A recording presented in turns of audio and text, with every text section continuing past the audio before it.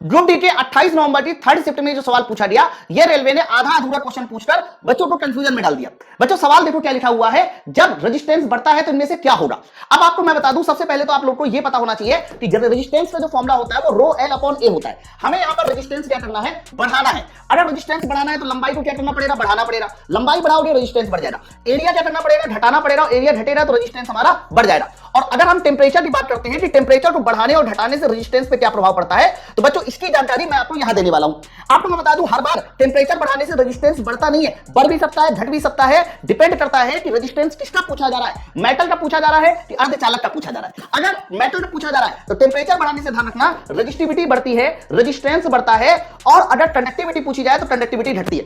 अगर यही क्वेश्चन अर्धचालक का होता तो टेम्परेचर बढ़ाने से रेजिस्टिविटी घटती है, रेजिस्टेंस घटता है और हमारा कह सकते हो कंडक्टिविटी बढ़ती है। पूरे सवाल को पढ़ के देखिए, कहीं पर भी इन्होंने ना मेटल पूछा है ना नॉन मेटल या सेमीकंडक्टर दिया है। तो जब कुछ भी ना दिया जाए तो ज्यादातर क्वेश्चन में हम लोग चालक अर्थात मेटल करके ही पूरे क्वेश्चन को सॉल्व कर देंगे, जैसा इसके आंसर में किया गया। अब रेजिस्टेंस बढ़ता है तो तापमान वृद्धि के साथ बढ़ता है, ये हमारा सही हो गया। लंबाई में कमी के साथ गलत हो गया, लंबाई बढ़ानी चाहिए। फिर इसके बाद एरिया में वृद्धि के साथ गलत हो गया, एरिया हमारा घटाना चाहिए।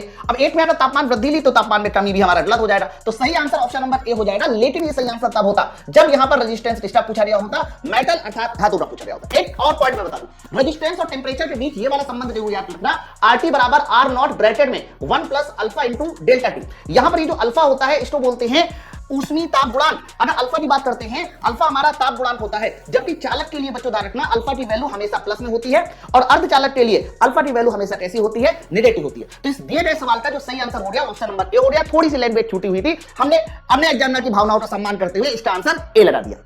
ऐसे बेहतरीन कॉन्सेप्ट को सीखने के लिए ज्वाइन करें उड़ान बैच।